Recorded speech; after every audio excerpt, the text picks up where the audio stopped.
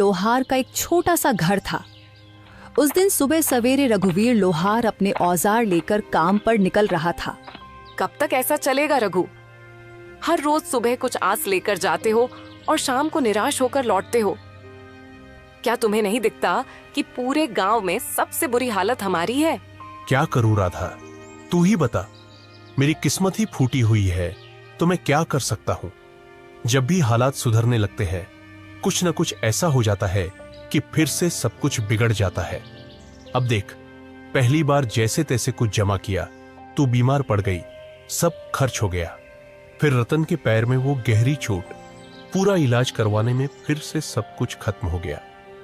तभी 10 साल का रतन दौड़ता हुआ आया और उसकी मासूम आंखों में भूख थी, पर मन में कुछ कहने की हिम्मत भी। पिताजी, मेरे मन में कई दिनों से अच्छा खाना खाने की इच्छा हो रही है। हमारे घर में दूसरों की तरह पकवान क्यों नहीं बनते? रघुवीर की आंखें नम हो गईं। तू चिंता मत कर बेटा, हमारे दिन भी जरूर बदलेंगे। एक वक्त आएगा जब हम लोग दूसरों से भी अच्छे पकवान बनाएंगे, फिर तेरा जो दिल करेगा वही खाएंगे। लेकिन पिताजी, एक बात बोलूं? जब पड़ोस की ताई अम्मा के घर से पकवानों की खुशबू आती है ना, तो मैं तो खींचा चला जाता हूँ। एक दिन चला भी गया था, लेकिन उन्होंने मुझे देखते ही खाना छुपा लिया और कहा, यहाँ मत आ, भाग जा यहाँ से। तो मैं वापस आ गया। राधा की आंखों से आंसू बहने लगे। उसका दिल जैसे किसी ने मसल कर रख दिया हो। रघुवीर कुछ नहीं बोला, चुपचाप अपने औजार उठाए और लोहार की दुकान की ओर चल पड़ा। रघुवीर की लोहार की दुकान गांव के चौराहे पर थी। उस दिन जैसे ही उसने भट्टी सुलगाई और हथौड़ा उठाया, उसे लगा कि उसके बाजुओं में अब पहले जैसी ताकत नहीं रही। उसके हाथों की चोटें भी जैसे थक चुकी थीं। हे भगवान, और कितनी परीक्षाएं लोगे। आज एक भी ग्राहक नहीं आया और ऊपर से घर की हालत, रत्न की मासूम बातें, सब कुछ तोड़ कर रख देती है। तभी गांव का मुखिया दुकान पर आ पहुंचा। उसके चेहरे पर एक औपचारिक मुस्कान थी। हाँ रघुवीर, क्या हुआ? आज तुम्हारे हाथों में पहले जैसा जोर नहीं दिख रहा। क्या बात है? मन कुछ बोझिल लग रहा है, क्यों? हाँ मुखिया जी, अब आप तो सब जानते हैं, फिर भी पूछते हैं। मेरा परिवार बहुत बड़ी आर्थिक तंगी में है। मेहनत तो बहुत करता हूं, लेकिन हाथों में किस्मत नहीं है। मुखिया चुप रहा, लेकिन तभी बगल से बाली आ गया, गांव का वो आदमी जिसे दूसरों के दुख में भी मजा आता था।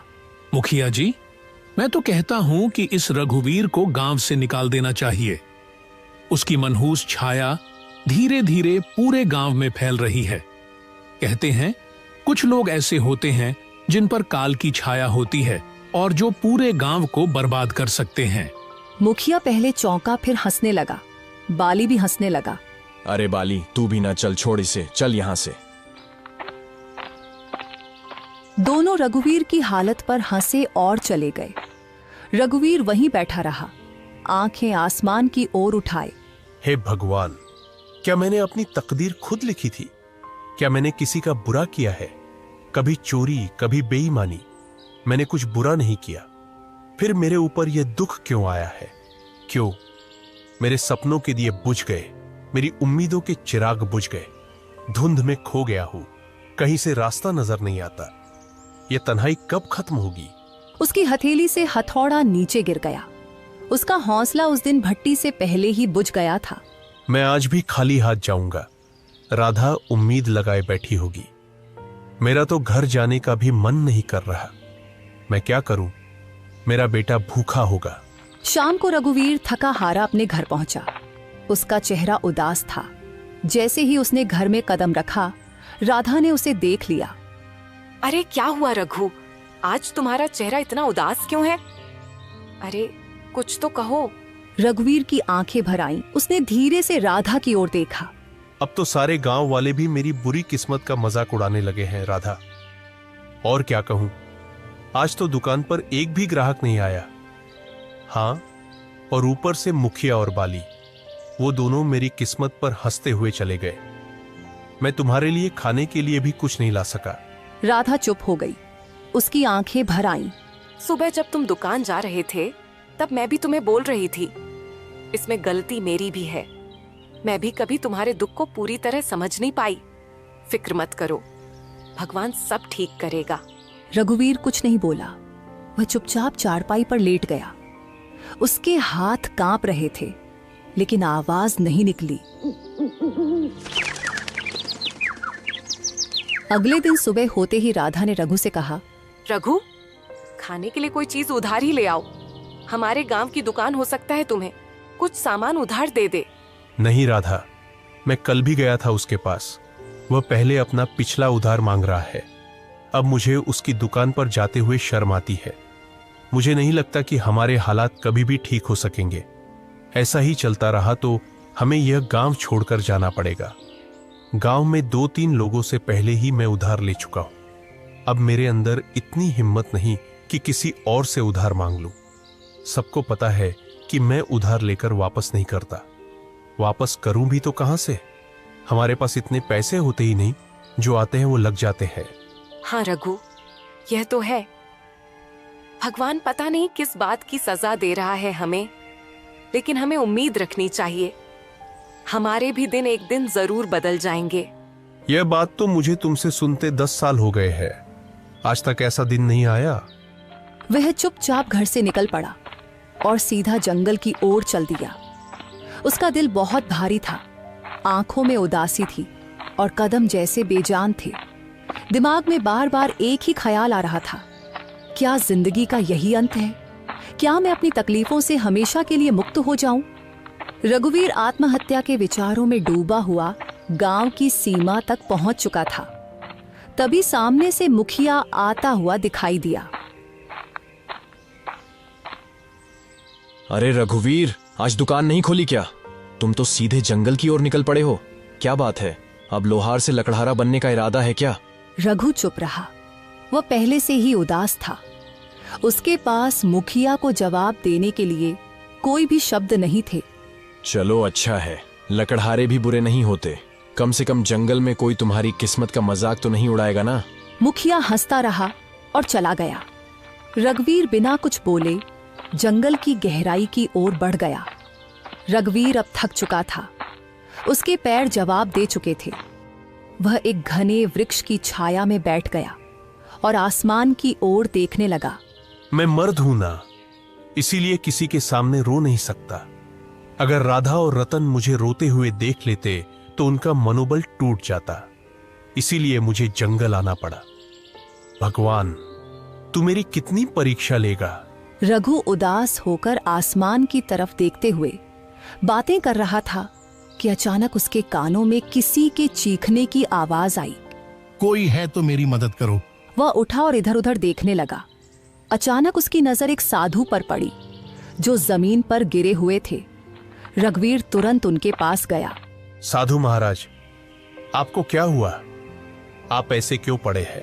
बेटा, मैं राज की ओर जा रहा था कि रास्ते में मेरे पैर में जोर की मोच आ गई। मैं गिर पड़ा और तभी से इस सुनसान जंगल में पड़ा हूं। ये जंगल इतना वीरान है कि यहाँ कोई आता ही नहीं। कई दिन हो गए, कोई इंसान नहीं दिखा। मुझे बहुत प्यास लगी है। मेरा गला सूख रहा है। अगर जल्दी पानी नहीं मिला तो शायद मैं बच न सकूं। रघुवीर घबरा गया और तुरंत इधर उधर देखने लगा, शायद कहीं से पानी या कोई मदद मिल जाए। परंतु यहां तो दूर दूर तक कोई तालाब दिखाई नहीं दे रहा है महाराज। बताइए साधु महाराज, अगर आपको पता हो कि पानी कहां मिल सकता है तो मैं अभी ले आता हूं। यहाँ से लगभग 2 मील दूर एक तालाब है। तुम मेरे लिए वहां से पानी ले आओ बेटा। इतना कहकर साधु ने अपना कमंडल रघुवीर के हवाले कर दिया। थका हुआ रघुवीर बिना देर किए उस दिशा में चल पड़ा जहां उसे अपनी आखिरी उम्मीद नजर आ रही थी। जंगल की खामोशी के बीच वह अपनी थकी हुई टांगों के बावजूद तालाब तक पहुंच गया। जब उसने कमंडल पानी में डाला, अचानक तालाब से धुआं उठने लगा। धुआं धीरे धीरे एक भयानक औरत की शक्ल लेने लगा। यह दृश्य देखकर रघुवीर के दिल में डर और हैरानी की लहर दौड़ गई। तेरी हिम्मत कैसे हुई उस तालाब का पानी लेने की? क्या तुझे नहीं पता कि उस तालाब से कोई जल नहीं ले सकता? देखो, मुझे सच में नहीं पता था कि ये तालाब तुम्हारा है। मुझे माफ करो, मैंने ऐसा कोई अपमान नहीं किया। मैं एक डायन हूँ। अगर तुझे ये जल चाहिए तो मेरी एक पहेली का उत्तर देना होगा। अगर उत्तर गलत दिया तो इसी तालाब में डुबोकर मैं तुझे मार दूंगी। लेकिन हाँ, एक और रास्ता है जिससे तू बच सकता है। तू बिना जल लिए यहाँ से चला जा, न पहेली न मौत। रघुवीर गहरी सोच में डूब गया। एक ओर साधु की प्यास और दूसरी ओर मृत्यु का भय। मैं यहां से जल लिए बिना बिल्कुल नहीं जाऊंगा। मैंने किसी से जल लाने का वचन दिया है और मैं अपना वचन नहीं तोड़ूंगा। तो मेरी ये पहेली सुन। एक घर ऐसा जो हर दिशा में खुला हो, जिसके अंदर उजाला हो, पर ना कोई खिड़की हो, ना कोई दरवाजा, ना कोई दीवार हो और ना ही कोई जमीन, फिर भी सब कुछ उसमें समाया हो।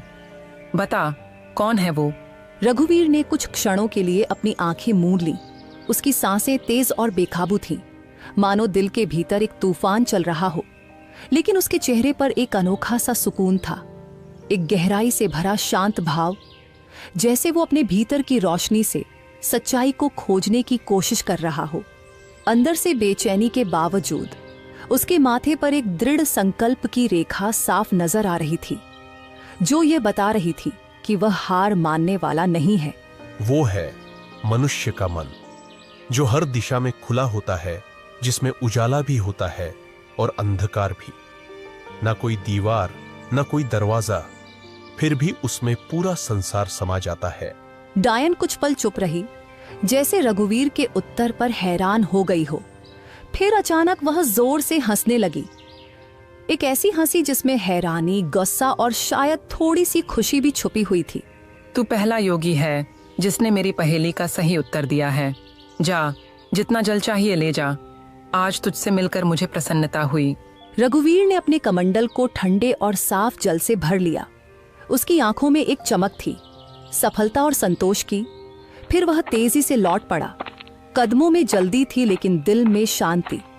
वह सीधे उसी स्थान पर पहुंचा जहां साधु महाराज निर्जीव से पड़े थे, जैसे उनके जीवन की आखिरी उम्मीद सिर्फ रघुवीर की वापसी से जुड़ी हो। लीजिए महाराज, मैं जल ले आया हूं। साधु ने जल पीते ही रघुवीर को गहराई से देखा। उनकी आंखों में हैरानी और आश्चर्य साफ झलक रहा था। बेटा, क्या सच में तुमने इसी तालाब से जल लिया है?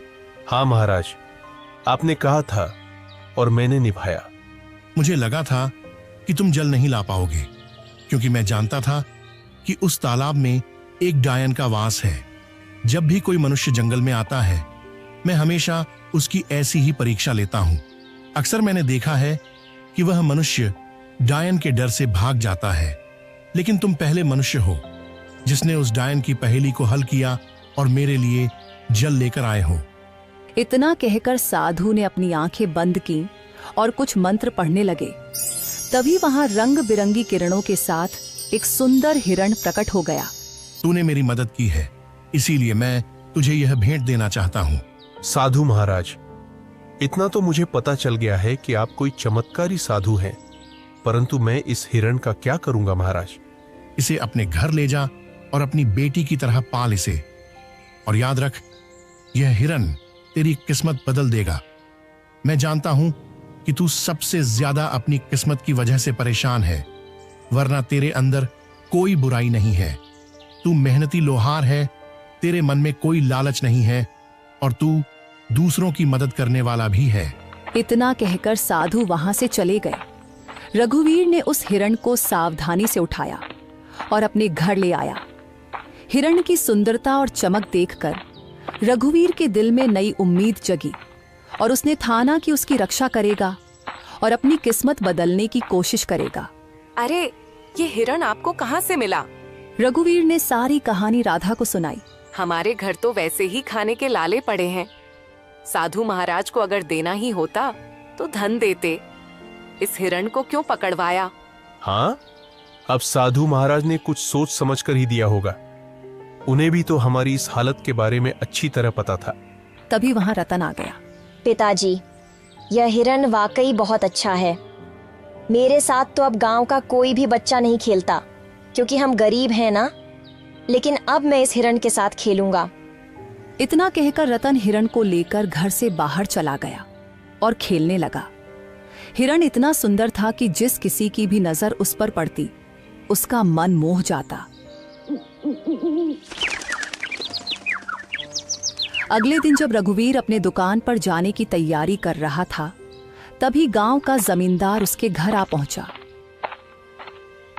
आप तो जमींदार हैं, मेरे घर पर क्या करने आए हैं? इससे पहले तो आप कभी नहीं आए। भला मुझ जैसे गरीब के घर में आपका क्या काम है? हाँ, बात तो तू सही कह रहा है रघुवीर, लेकिन बात यह है कि आज मैंने तेरे बेटे यानी रतन को एक हिरण के साथ खेलते देखा है। वह हिरण वाह वाह वाह बहुत ही सुंदर था, और तू जानता है कि मुझे जानवरों को पिंजरे में रखने का कितना शौक है, तो मैं वह हिरण खरीदना चाहता हूँ। राधा यहाँ सुनकर चौकस हो गई। वह कुछ कहने ही वाली थी कि माफ कीजिए, मैं वह हिरण आपको नहीं बेच सकता। अरे भाई, मैं तुम्हें इसकी अच्छी कीमत दूंगा। आप मुझे चाहे उसकी कितनी भी कीमत दे, माफ कीजिएगा, मैं उस हिरण को नहीं बेचूंगा। जमींदार क्रोधित होकर वहां से चला गया। आपने ये क्या किया? जमींदार हमें इसकी अच्छी कीमत दे सकता था, हमारी हालत कुछ बेहतर हो सकती थी। मैं यह हिरण नहीं बेचूंगा राधा, क्योंकि यह हिरण मुझे साधु महाराज ने भेंट किया है, और भेंट की हुई वस्तुओं को कभी बेचा नहीं जाता। कुछ दिन ऐसे ही बीत गए। रघुवीर और उसका परिवार हिरण से इतना जुड़ गया था कि उसे छोड़ने का ख्याल भी नहीं आता था। फिर कुछ दिनों बाद एक व्यापारी वहां आ पहुंचा। अरे भाई, मुझे तुम्हारा यह हिरण बहुत पसंद आया है। मैं तुम्हें इसकी मांगी हुई कीमत दूंगा। यह हिरण मुझे बेच दो। तुम चाहे मुझे कितना भी धन क्यों ना दो, मैं इसे नहीं बेचूंगा। अरे, तुम गरीब के गरीब ही रहोगे। तुम सामान्य लोहार हो, समझते ही नहीं कुछ। व्यापारी वहां से चला गया। राधा रघुवीर पर गुस्सा हो गई। जब से ये हिरण आया है, तब से हमारा खर्चा और बढ़ गया है। पहले जमींदार को लौटा दिया और अब व्यापारी को भी मना कर दिया। क्यों नहीं बेचा इसे? राधा, न जाने क्यों मुझे इस हिरण से अब एक खास लगाव हो गया है, और वैसे भी साधु महाराज ने कहा था कि इसे अपनी बेटी की तरह पालना। अब ये मेरी बेटी जैसा है, और भला कोई अपनी बेटी या को मांगी हुई कीमत पर बेचता है क्या? खुद सोचो ना। राधा यह सुनकर चुप हो गई और नम आंखों से मुस्कुराने लगी। धीरे धीरे वह हिरण उनके परिवार का हिस्सा बन गया। वहीं किशोनगर के राजमहल में उदासी छाई हुई थी। राजा विक्रम अपनी 20 वर्षीय पुत्री चंद्रलीका को देख रहे थे, जो बेहोशी की स्थिति में थी। उनके बगल में राजगुरु थे। राजगुरु, क्या मेरी पुत्री ठीक हो पाएगी? मैंने राज्य के बड़े बड़े वैद्यों को दिखाया, लेकिन कोई फायदा नहीं हुआ।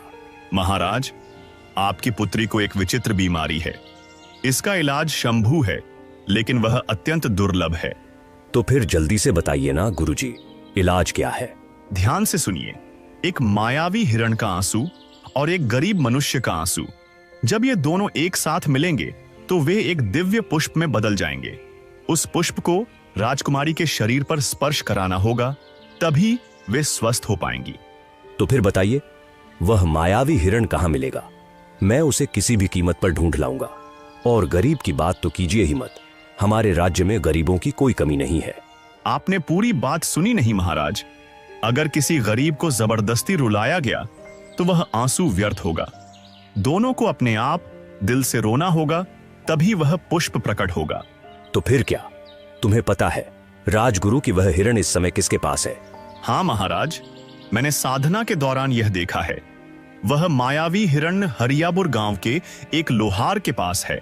राजा विक्रम अपने मंत्री जगन्नाथ और 2 सिपाहियों के साथ हरियापुर की ओर रवाना हुए। कुछ ही देर में वे हरियापुर पहुंचे। वहां गांव का मुखिया दौड़ता हुआ आया। हमारे तो भाग्य ही खुल गए। राजा विक्रम पधारे हैं। मुझे तुम्हारी बातें सुनने में कोई दिलचस्पी नहीं है। बस इतना बताओ, क्या इस गांव में कोई लोहार रहता है जिसके पास एक हिरण है?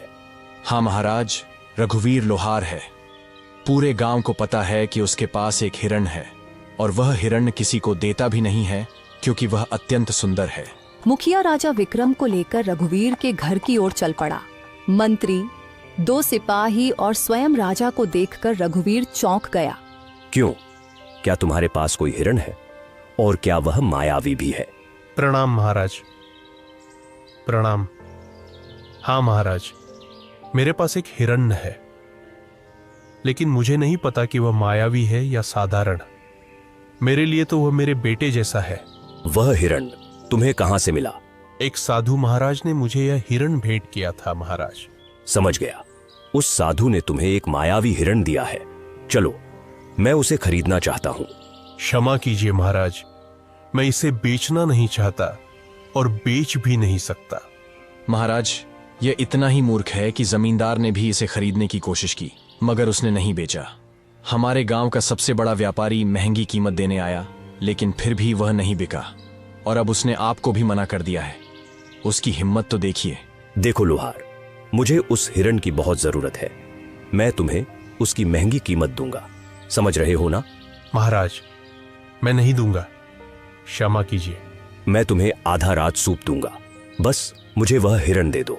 नहीं महाराज, अगर आप मुझे पूरा राज भी दे दे तब भी मैं उसे आपको नहीं दूंगा, क्षमा करें। सिपाहियों, इस लोहार को बंदी बना दो और उस हिरण को पकड़कर महल में ले आओ। चलो। सिपाहियों ने रघुवीर और हिरण दोनों को पकड़कर महाराज के सामने पेश किया। कैसा लग रहा है अब मूर्ख? मैं तुम्हें आधा राज्य देने को तैयार था और तुमने इनकार कर दिया। अब मैं तुम्हें उस हिरण को बिल्कुल नहीं दूंगा। आखिरी बार देख ले इसे, मूर्ख कहीं के। महाराज, मैं जानता हूं कि आप जो निर्णय लेते हैं उस पर अडिग रहते हैं। बस आपसे मेरी एक विनती है, मैं अपने इस हिरण को एक बार गले लगाना चाहता हूं। मैंने इसे अपने बेटे जैसा चाहा है। जा, तुम्हें इतनी मोहब्बत है तो जा गले लगा ले इसे। रघुवीर ने दौड़कर उस हिरण को गले लगा लिया। दोनों की आंखों से आंसू बहने लगे और जैसे ही वे आंसू धरती पर गिरे, वहां एक नीला फूल खिल गया। महाराज, यही वह फूल है जो आपकी पुत्री को ठीक कर सकता है। राजा विक्रम दौड़कर फूल लेकर अपनी पुत्री के कमरे में गए। फूल जैसे ही पुत्री के शरीर को छुआ, वह होश में आ गई। राजा विक्रम खुशी से राज दरबार वापस आ गए। मुझे माफ कर दो रघुवीर, मैंने अपनी पुत्री के प्यार में अंधा होकर तुम्हारे साथ अन्याय किया। तुम्हारे आंसू सच्चे थे। अब मैं समझ गया कि तुम कितना सत्य बोल रहे थे। तभी वहां साधु महाराज प्रकट हो गए। महाराज, यह गरीब लोहार किस्मत का मारा है। उस हिरण को मैंने ही उसे भेंट किया था और मैंने कहा था कि यह उसकी किस्मत बदलेगा। मैं जानता था कि आपकी पुत्री का इलाज उसी मायावी हिरण से होगा, लेकिन वह तभी संभव था जब हिरण पालने वाले की आंखों से सच्चे आंसू निकले, और सच्चे आंसू केवल सच्चे इंसान के निकलते हैं। साधु ने रघुवीर को देखकर कहा, रघुवीर, तुम्हारा काम पूरा हुआ, और जैसा कि मैंने कहा था, यह हिरण तुम्हारी किस्मत बदलेगा। अब समय आ गया है। रघुवीर, हम तुम्हें बहुत सा सोना देते हैं। तुम्हारी वजह से हमारी पुत्री ठीक हो गई है। हम तुम्हारा यह एहसान कभी नहीं भूलेंगे। महाराज, आपकी मेहरबानी है, लेकिन कृपया करके मुझे यह न दे। नहीं नहीं नहीं रघुवीर, यह भेंट है और भेंट को कभी ठुकराते नहीं। आज से तुम मेरे राजमहल में मेरे सलाहकार बनकर रहोगे और मेरे खजाने की रिक्शा का काम तुम्हारे कंधों पर होगा। तुम सच्चे इंसान हो, और हां, जिस गांव में तुम रहते हो, आज से तुम उस गांव के जमींदार हो। वह पूरा गांव अब तुम्हारा होगा। रघुवीर पूरी दौलत लेकर अपने घर वापसी की राह पर निकला, जो उसकी मेहनत, ईमानदारी और सच्चाई का अनमोल इनाम था। इस तरह एक सामान्य लोहार अपनी मेहनत और प्यार की वजह से अपनी किस्मत बदलने में कामयाब हो गया। उसका जीवन अब पहले से कहीं ज्यादा खुशहाल और सफल था, और वह अपने गांव के लिए एक मिसाल बन गया।